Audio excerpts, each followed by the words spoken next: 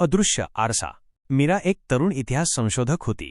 जुन्या वस्तूंचा अभ्यास करणे आणि त्यांच्या मागील कथा शोधणे हा तिचा ध्यास होता. एके दिवशी तिला एका जुन्या बंगल्याच्या तळघरातून एक अतिशय विचित्र आरसा सापडला.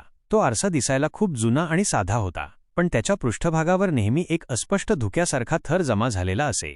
कितीही पुसण्याचा प्रयत्न केला तरी तो धूर जात नसे. मीराने तो आरसा आपल्या घरी आणला आणि तिच्या अभ्यासिकेत ठेवला. त्या रात्री तिला विचित्र स्वप्ने पडायला लागली. स्वप्नात तिला एक जुनाट वाडा दिसत होता, जिथे एका कोपऱ्यात हाच आरसा होता आणि त्या आरशातून कोणीतरी तिला बोलावल्यासारखे वाटत होते. दिवसाही तिला त्या आरशातून काहीतरी अजब शक्ती बाहेर पडत असल्याचा भास होऊ लागला. एक संध्याकाळ मीरा आरशासमोर बसली होती. ती त्या धुक्याकडे एकटक पाहत होती. अचानक धूर किंचित बाजूला सरकला आणि तिला आरशात एक जुनाट दरवाजा दिसू लागला. दरवाजाच्या कड्यावर एक विचित्र चिन्ह कोरलेले होते. मीराला धक्काच बसला. आरशात दिसणारे ते दृश्य वास्तवात नव्हते, पण तरीही तिला ते इतके खरे वाटले की तिने आरशाला स्पर्श केला.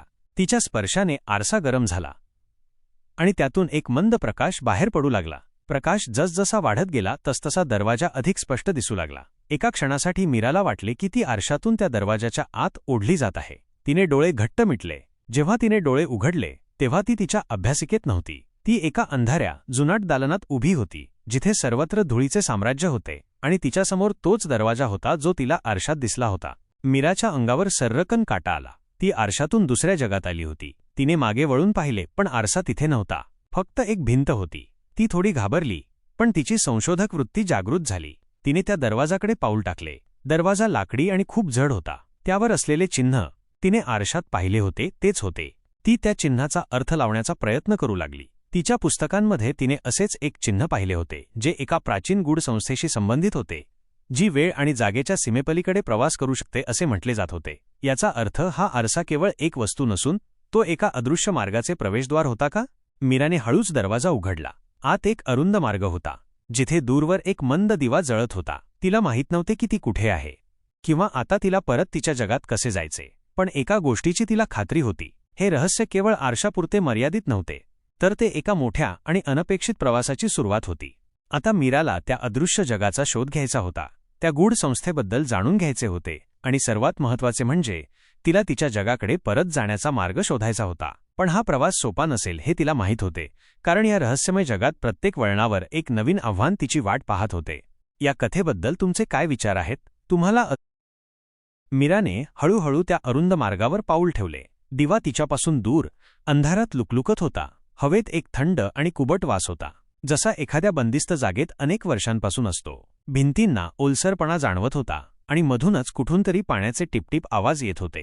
चालता चालता तिला एका ठिकाणी जमिनीवर काहीतरी चमकताना दिसले. ती खाली वाकली आणि तिने ते उचलले. ते एका धातूचे लहान नाणे होते. नाण्यावर एक बाजूला तेच विचित्र चिन्ह कोरले होते, जे तिने आरशावर आणि दरवाजावर पाहिले होते, आणि दुसऱ्या बाजूला एका अज्ञात प्राण्याचे चित्र होते. त्याचे शरीर सापासारखे लांब होते, पण त्याला मोठे पंख आणि सिंहासारखे डोके होते. हे नाणे कोणत्या तरी अज्ञात संस्कृतीचे असावे. याचा अर्थ मीरा एका अशा जगात आली होती ज्याबद्दल तिला काहीच माहिती नव्हती. थोडे पुढे गेल्यावर मार्ग दोन दिशांना फुटला. एक मार्ग डावीकडे वळत होता, जिथे अंधार अधिक गडद दिसत होता, तर दुसरा मार्ग उजवीकडे जात होता आणि त्या बाजूने त्या लुकलुकणाऱ्या दिव्याचा प्रकाश येत होता. मीराने उजवीकडील मार्ग निवडला. दिव्याच्या दिशेने जाताना तिला भिंतींवर काही अस्पष्ट चित्रे दिसू लागली. ती चित्रे मानवांसारख्या आकृत्यांची होती, ज्या विचित्र विधी करताना दिसत होत्या आणि त्यांच्या हातात आरशासारख्या वस्तू होत्या.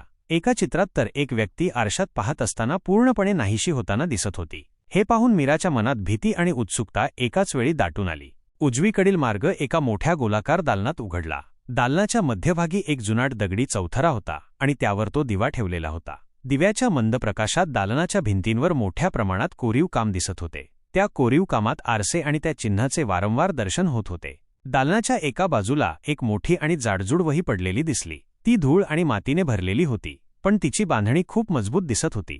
मीराने हळूच ती वही उचलली. तिचे वजन खूप जास्त होते. तिने तिच्या हाताने त्यावरची धूळ झटकली आणि पहिले पान उघडले. पानांवर विचित्र लिपीत काहीतरी लिहिलेले होते, जी मीराला अजिबात समजत नव्हती. पण पानांच्या कडेला काही रेखाचित्रे होती. त्या रेखाचित्रांमध्ये आरशांचे विविध प्रकार दाखवले होते आणि प्रत्येक आरशाच्या खाली त्या चिन्हाचा उल्लेख होता. एका रेखाचित्रात तर एका मोठ्या आरशातून अनेक लोक एका वेगळ्याच जगात प्रवेश करताना दिसत होते.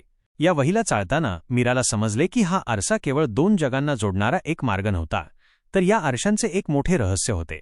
ही गूढ संस्था कोण होती, या आरशांचा उद्देश काय होता, आणि सर्वात महत्त्वाचे म्हणजे तिला तिच्या घरी परत कसे जायचे होते. पण पहिल्यांदा तिला या वहीतील लिपी वाचायला शिकायला हवी होती. कदाचित याच वहीत तिच्या प्रश्नांची उत्तरे दडलेली असतील.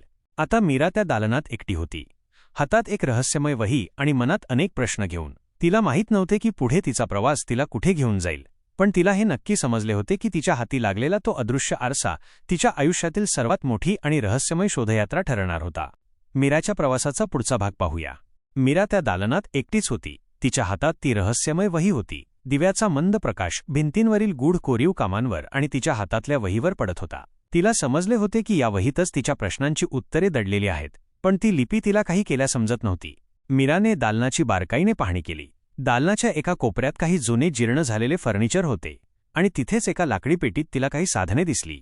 एक जुनी शाईची दौत, एक पिसाचे पेन आणि काही कागदाचे तुकडे. मीराने त्या साधनांकडे पाहिले आणि तिच्या मनात एक विचार चमकून गेला. तिच्या इतिहासाच्या अभ्यासात तिने पाहिले होते की अनेक प्राचीन संस्कृतींमध्ये लिपी शिकण्यासाठी आणि तिचा अर्थ लावण्यासाठी काही विशिष्ट पद्धती वापरल्या जात असत.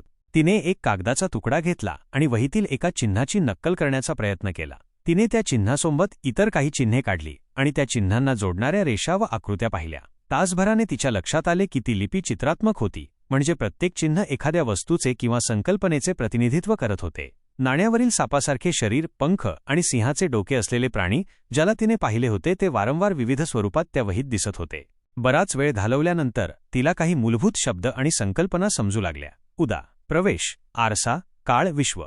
त्यातून तिला एक भयानक सत्य समजले. ही संस्था काळाचे रक्षक, गार्डियन्स ऑफ टाइम म्हणून ओळखली जाणारी, वेगवेगळ्या जगांमध्ये आणि काळात प्रवास करण्यासाठी आरशांचा वापर करत असे. पण काही वर्षांपूर्वी त्यांच्यापैकीच एका दुष्ट गटाने या शक्तीचा दुरुपयोग करायला सुरुवात केली. ते आरशातून इतर जगांमध्ये जाऊन तेथील नैसर्गिक संतुलन बिघडवत होते.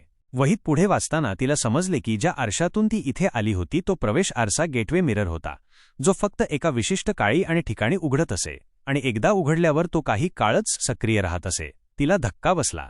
याचा अर्थ तिला परत जाण्यासाठी पुन्हा तो आरसा सक्रिय होण्याची वाट पाहावी लागणार होती किंवा दुसरा मार्ग शोधावा लागणार होता. वहीच्या शेवटच्या पानांवर एक नकाशा होता, जो याच दालनातून एका गुप्त मार्गाकडे जात होता. त्या मार्गाच्या शेवटी एका मोठ्या आरशाचे रेखाचित्र होते आणि खाली लिहिले होते, मुळाशी परत जाण्यासाठी योग्य मार्गाचा शोध घ्या. मीराच्या मनात एक नवी आशा जागृत झाली. तिला आता केवळ तिच्या जगाकडे परत जायचे नव्हते, तर या गूढ संस्थेच्या दुष्ट गटाला थांबवायचे होते आणि या आरशांच्या शक्तीचा दुरुपयोग थांबवायचा होता. तिने ती वही आणि नाणे घेतले आणि नकाशात दाखवलेल्या गुप्त मार्गाच्या दिशेने निघाली. तिला माहीत नव्हते की हा मार्ग तिला कुठे घेऊन जाईल, पण आता ती केवळ एका प्रवासावर नव्हती, तर एका मोठ्या रहस्याच्या निराकरणासाठी निघालेल्या एका मोहिमेवर होती. तिच्यासमोर अजूनही अनेक रहस्य आणि धोके होते, पण तिने आता माघार न घेण्याचे ठरवले होते. आता मीरा एका नव्या प्रवासाला निघाली आहे. तुम्हाला मीरा त्या गुप्त मार्गाने पुढे सरकली. नकाशाप्रमाणे तो मार्ग एका जुन्या दगडी जिन्यापाशी संपला, जो खूप खोलवर जात होता. जसं ती खाली गेली तसतशी हवा अधिक थंड आणि दमट होत गेली. जिन्याच्या शेवटी तिला एका मोठ्या गुहेसारखे दालन दिसले. दालनाच्या मध्यभागी एक प्रचंड मोठा, चमचमणारा आरसा होता, ज्याच्या आजूबाजूला विचित्र चिन्हे कोरलेली होती. हाच तो मुळाशी परत जाण्यासाठीचा आरसा असावा हे तिला समजले. पण त्या आरशाजवळ पोहोचण्याआधी तिला दोन व्यक्ती दिसल्या, एक तरुण स्त्री आणि एक वृद्ध पुरुष. त्यांच्या चेहऱ्यावर चिंता आणि थकवा स्पष्ट दिसत होता. त्यांच्या वेशभूषेवरून ते काळाचे रक्षक संस्थेचेच सदस्य असावेत असे मीराला वाटले, पण ते त्या दुष्ट गटाचे नसावेत. मीरा त्यांच्याजवळ गेली. तिने हळूच विचारले, तुम्ही कोण आहात? त्या तरुण स्त्रीने उत्तर दिले, आम्ही काळाचे रक्षक आहोत, पण आम्ही त्या दुष्ट गटापासून स्वतःला वेगळे केले आहे. हे ठिकाण त्यांनी अनेक जगांमधून चोरलेल्या वस्तूंचा साठा करण्यासाठी वापरले आहे. हा आरसा, शाश्वत आरसा, इटर्नल मिरर, आपल्याला पाहिजे त्या जगात परत नेऊ शकतो, पण त्याला सक्रिय करण्यासाठी प्रचंड ऊर्जा लागते. वृद्ध पुरुषाने पुढे सांगितले, आम्ही वर्षानुवर्षे या दुष्ट गटाला थांबवण्याचा प्रयत्न करत आहोत. ते वेगवेगळ्या जगातील ऊर्जा शोषून घेत आहेत, ज्यामुळे अनेक जगांचे संतुलन बिघडत आहे. त्यांना थांबवण्याची वेळ आली आहे. तेवढ्यात त्या गुहेत एक मोठा आवाज झाला आणि अंधारातून अनेक आकृत्या बाहेर पडल्या. ते काळाचे रक्षक संस्थेचे दुष्ट गट होते, ज्यांनी या गुहेचा ताबा घेतला होता. त्यांच्यामध्ये एक धूर्त दिसणारा नेता होता, ज्याच्या डोळ्यात क्रूरता होती. मीरा, ती तरुण स्त्री आणि वृद्ध पुरुष तिघेही त्या दुष्ट गटाशी लढायला तयार झाले. मीराला तिच्या हातातली ती रहस्यमय वही आठवली, ज्यात त्या आरशांची माहिती होती. लढाई सुरू झाली. मीराने आपल्या बुद्धिमत्तेने आणि काही प्राचीन वस्तूंच्या ज्ञानाने त्या दुष्ट गटाला रोखण्याचा प्रयत्न केला. ती तरुण स्त्री आणि वृद्ध पुरुष आरशाच्या शक्तीचा वापर करून त्यांना रोखत होते.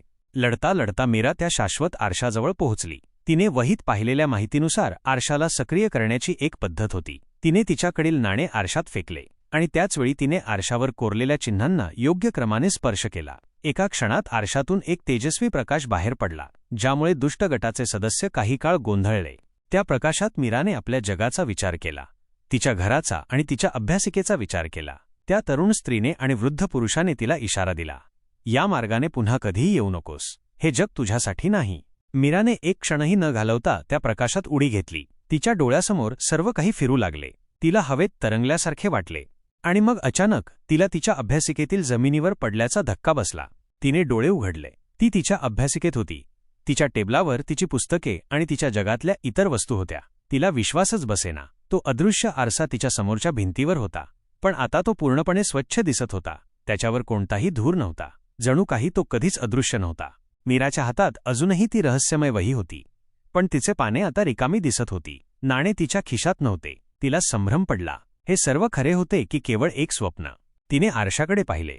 आता तो एक सामान्य आरसा दिसत होता, पण मीराला माहीत होते की तिने जे अनुभवले ते स्वप्न नव्हते. तिच्या मनात ते अदृश्य जग, ते काळाचे रक्षक आणि त्या शाश्वत आरशाची आठवण कायमची कोरली गेली होती. मीरा पुन्हा कधीही त्या अदृश्य आरशातून दुसऱ्या जगात गेली नाही, पण तिच्या आयुष्यातील ते रहस्यमय साहस तिला कायम आठवत राहिले. तिने त्या घटनेनंतर आपले जीवन पुन्हा सामान्य केले, पण आता ती जगाकडे एका वेगळ्या दृष्टीने पाहत होती. तिला माहीत होते की आपल्या सामान्य जगाच्या पलीकडेही अशी अनेक रहस्ये दडलेली आहेत, ज्यांचा कधीतरी शोध लागेल. आणि कदाचित एखाद्या दिवशी तो अदृप्त आरसा पुन्हा एकदा तिला त्याच्या गूढ जगाची आठवण करून देईल. कथा कशी वाटली? ही अशी कथा होती जी तुम्हाला हवी होती?